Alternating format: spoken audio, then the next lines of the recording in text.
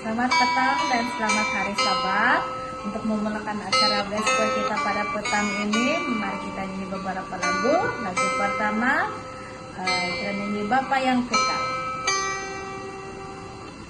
Kasih yang sempurna telah ku terima darimu, bukan karena kebaikanku, hanya oleh kasih karuniamu kau pulih padaku, layakkanku untuk dapat memanggilmu Bapa. Kau beri yang ku minta saat ku mencari, ku mendapatkan untuk pintumu dan kau bukakan, sebab kau Bapakku, Bapa yang kekal.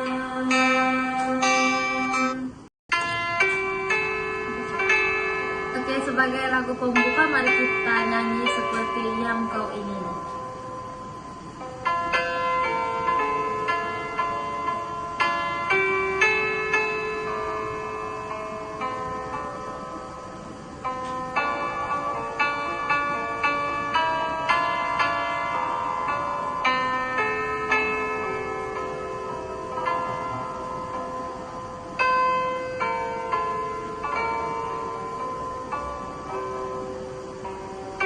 Bukan dengan barang fana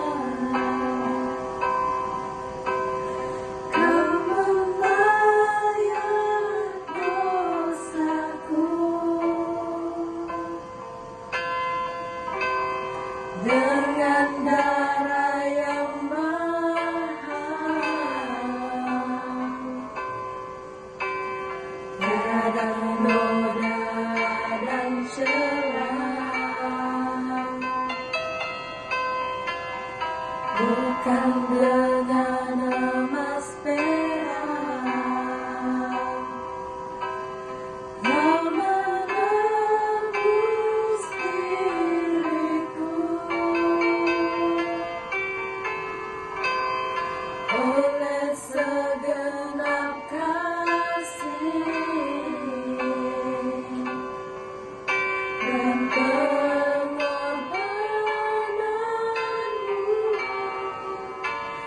telah mati dan tinggalkan cara hidupku yang lama. Semuanya sia-sia dan tak berarti lagi. Hidup ini ku letakkan pada mesbah-Mu ya Tuhan. Jadilah padaku seperti yang Kau ingini.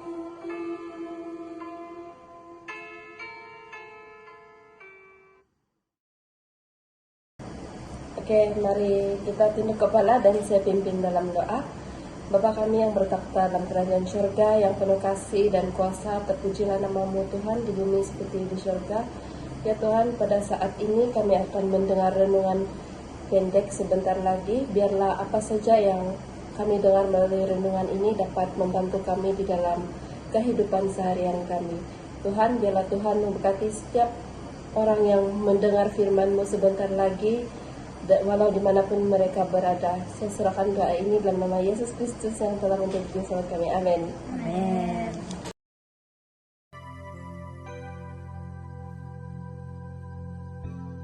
Shalom saudara-saudara yang dikasihi Tuhan Yesus Kristus, salam sejahtera buat saudara semua dimanapun saudara berada. Damai dan sukacita oleh Roh Kudus melimpah senantiasa dalam hati dan kehidupan saudara semua. Ayat renungan saat ini terdapat di dalam Lukas pasal 10 ayat 41 sampai 42. Saudara dapat membacanya dari ayat yang ke-38. Tapi saya akan membacakan dari ayat 41 dan 42. Tetapi Tuhan menjawabnya, "Marta, Marta, engkau khawatir dan menyusahkan diri dengan banyak perkara. Tetapi hanya satu saja yang perlu. Maria telah memilih bagian yang terbaik, yang tidak akan diambil daripadanya." Demikian firman Tuhan. Saudara yang dikasihi Tuhan, kisah ini mengandung makna yang penting untuk kita semua. Tuhan Yesus pada saat itu datang ke rumah Marta, tapi apa yang dilakukan Marta tidak sejalan dengan apa yang menjadi kehendak Tuhan. Marta mempunyai rencananya sendiri untuk menyenangkan hati Tuhan dengan menyiapkan makanan, dan ia menjadi kewalahan akibat hal itu. Kemudian khawatir, lalu menjadi marah kepada saudaranya Maria, dan minta Tuhan untuk menegur saudaranya itu untuk membantunya. Tapi apa yang dikatakan Tuhan Yesus kepada Marta? "Marta, Marta, engkau khawatir dan menyusahkan diri dengan banyak perkara, tetapi hanya satu saja yang perlu. Maria telah memilih bagian yang terbaik, yang tidak akan diambil daripadanya." Saudara yang dikasihi Tuhan, seringkali kita menjalani hidup dengan sibuk mengerjakan rencana kita yang berbeda dengan rencana Tuhan untuk kita. Seringkali kita terlalu fokus dengan hal-hal yang lahiriah, yaitu perkara-perkara yang jasmani dalam hidup kita. Kita begitu suka dengan keberhasilan dan pencapaian yang nampak oleh mata dan ingin dianggap berjasa. Seringkali kita mengabaikan dan melupakan Tuhan dan berusaha mati-matian dengan hal-hal yang membuat kita lelah, saudara. Kita mengira bahwa kita bisa mencapai kepenuhan hidup tanpa Tuhan. Semua hal ini membuat kita lelah dan khawatir, serta marah pada keadaan dan orang-orang di sekitar kita. Ketika kita melupakan Tuhan dalam hidup kita, maka kita kehilangan keseimbangan dan damai sejahtera dari Tuhan. Pikiran kita akan dipenuhi dengan kekhawatiran akan banyak perkara. Marta seakan tidak peduli akan mujizat ajaib yang telah dilakukan Tuhan Yesus dengan memberi makan 5.000 orang dalam pasal yang sebelumnya, yaitu pasal 9. Hanya berbeda satu pasal. Peristiwa mujizat yang ajaib dan luar biasa dilakukan oleh Tuhan Yesus. Ia memberi makan 5.000 orang. Jadi saudara yang dikasihi Tuhan, kedatangan Tuhan ke rumah Marta pasti telah disertai kabar berita bahwa 5 roti dan 2 ekor ikan telah dibuat Tuhan mencukupi kebutuhan makan 5.000 lebih orang. Lalu mengapa Marta masih sibuk dengan soal-soal makanan ketika Tuhan Yesus datang ke rumahnya?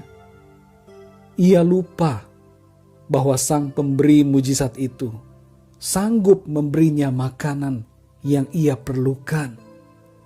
Tuhan Yesus tidak perlu makanan yang Dia sediakan. Tuhan Yesus justru mau memberikan makanan rohani yang sangat penting untuk kehidupan mereka.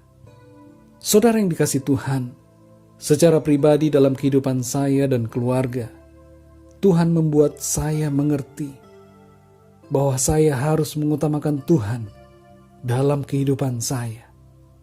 Tuhan membuat saya melewati proses demi proses, sampai saya mengerti bahwa Tuhan yang akan mengisi kehidupan saya dengan apa yang saya perlukan. Hal yang Tuhan minta dari saya secara pribadi adalah berserah kepada Tuhan, mencari Tuhan, dan mengutamakan Tuhan lebih daripada yang lain.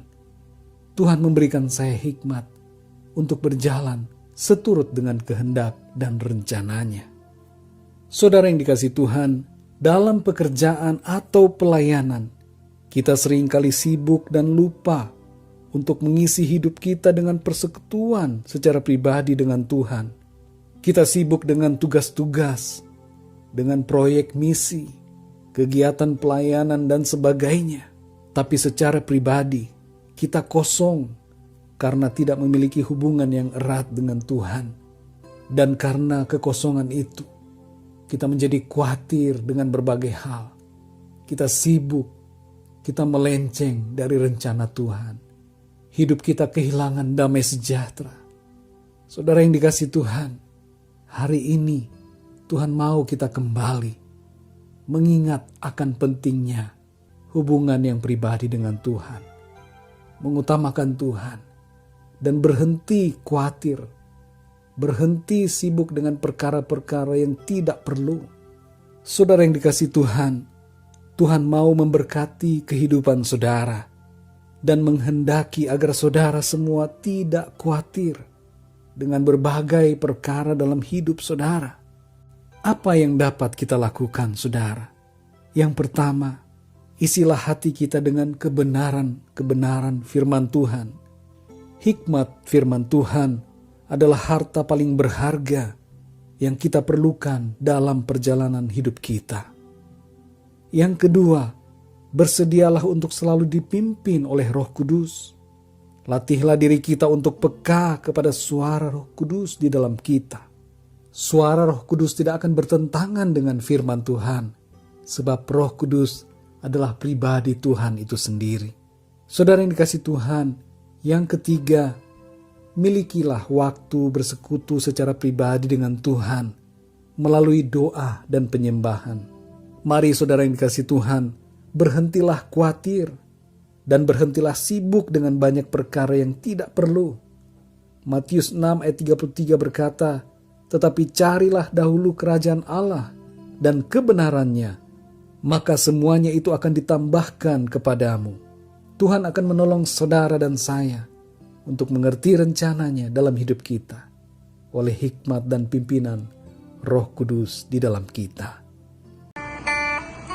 Sebagai lagu penutup kita pada besok ini, mari kita nyanyi Betapa Hatiku.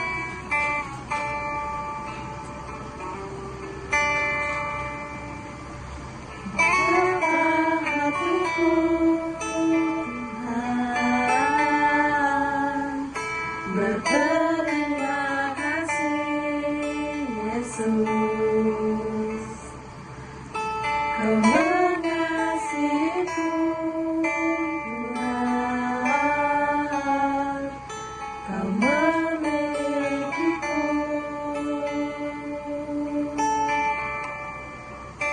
Hanya ini Tuhan persembahanku, segenap hidupku, jiwa dan ragaku, sebab memiliki harta kekayaan yang cukup berarti untuk ku persembahkan. Hanya ini Tuhan permohonanku, terimalah Tuhan persembahanku. Pakailah hidupku sebagai anakmu seumur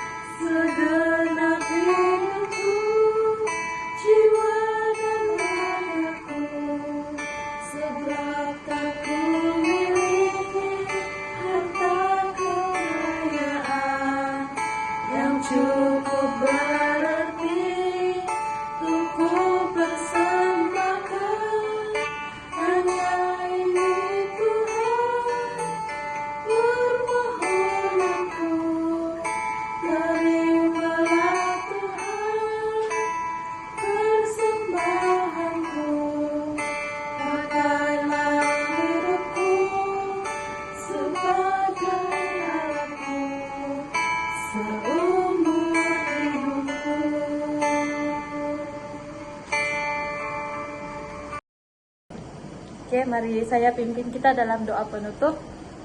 Bapa kami yang berada dalam kerajaan surga, terima kasih Bapa atas renungan pendek sebentar tadi. Semoga renungan tersebut menjadi pedoman bagi setiap kami yang sudah mendengar. Ampunilah segala dosa kami Tuhan, karena semua ini serahkan dalam nama Yesus Juru Selamat kami semua. Amin. Amin.